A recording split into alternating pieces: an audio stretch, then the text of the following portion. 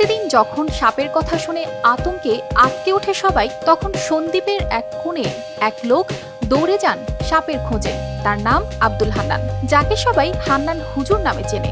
সন্দ্বীপের মানুষদের কাছে তিনি এক সাহসী উদ্ধারকর্তা, যার কাজ সাপ ধরার চেয়েও অনেক বেশি সাপকে বাঁচানো।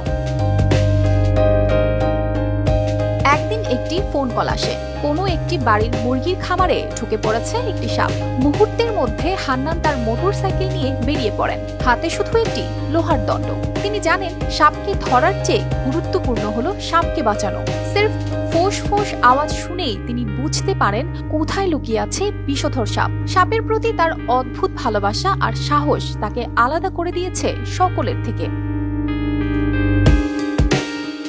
সাপ ধরতে গিয়ে হান্নান একটুও ভয় পান না। তিনি মনে করেন সাপ মানুষের শত্রু নয়, বরং তারা প্রকৃতির অপরিহার্য অংশ। সাপ ধরার জন্য তার বিশেষ কৌশল হলো লোহার দণ্ড দিয়ে সাপের একটি অংশ ধরার পর লেজ হাত দিয়ে ধরা, যেন সাপটি কোনোভাবে আঘাত না পায়। এই কৌশলের মাধ্যমে তিনি হাজারো সাপকে বাঁচিয়েছেন। অনেক হাজার সাপ রেস্কিউ করছি। আমার ওই যে আমাদের বন বিভাগের আছে বনে, ওখানে আমরা রেস্কিউ করি।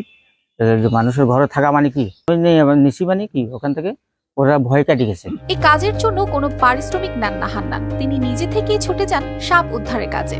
এমনকি মাঝরাতেও ফোন পেলেই বেরিয়ে পড়েন, যতই দূর হোক না কেন।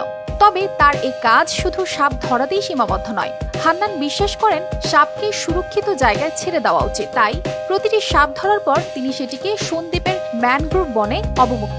সকালে আমি উঠার পরে ব্রাশ করলাম। ব্রাশ করতে দেখলাম আমাদের ঘরের পিছনে এই সাপ একটা দৌড়ে আসতেছে। আসার পর আমি পিছিয়ে একটা লাঠি নিয়ে ছুটে চললাম। তারপর আমাকে ওভারটেক করে আমাদের লাকড়ি ঘর আছে পাশে, ওখানে ঢুকে গেছে। আমাদের সন্দ্বীপের সবাই চিনবেন অবশ্য হান্নান ভাই। ওনার নাম্বারটা সংগ্রহ করার পরে আমি ওনাকে ফোন দিই। আসার পরে উনি এখানে অনেক লাকড়ি ছিল, ওগুলো পরিষ্কার করলাম। হান্নান হুজুর দীর্ঘ অনেক বছর এই সন্দ্বীপে এই কাজটা করে যাচ্ছে। যে কেউ ফোন দেয় না কেন উনি ফোনে সাড়া দেয় এবং অতি দ্রুত আসি সাপটা ধরে, বা মানুষের যে আতঙ্ক থাকে সাপ যে ঘরে বাইরে থাকে, এটা আতঙ্ক থেকে মানুষকে একটা উদ্ধার করেন। হান্নানের এই উদ্যোগে সন্দ্বীপের মানুষদের মনে এক ধরনের প্রশান্তি এসেছে। সাপের আতঙ্কে যারা আগে ভয়ে কেঁপে উঠত, তারাই এখন হান্নানকে ফোন করে সাহায্য চায়। সন্দ্বীপে একটি স্নেক রেস্কিউ সেন্টার তৈরির দাবি জানিয়েছেন তিনি, যাতে সাপকে আরো সুরক্ষিত রাখা যায়। হান্নানের কাজ শুধু সাপ উদ্ধারের মধ্যেই সীমাবদ্ধ নয়, বরং তিনি সাপের প্রতি মানুষের ভীতি দূর করার চেষ্টা করছেন। তিনি সবার মধ্যে এই বার্তা ছড়িয়ে দিতে চান যে সাপ মানুষের শত্রু নয়, বরং তারা আমাদের পরিবেশের বন্ধুর মতো। সন্দ্বীপের মানুষদের মধ্যে তিনি একটি বিশ্বাস তৈরি করেছেন যে সাপ দেখলেই মেরে ফেলার পরিবর্তে তাকে বাঁচানো উচিত।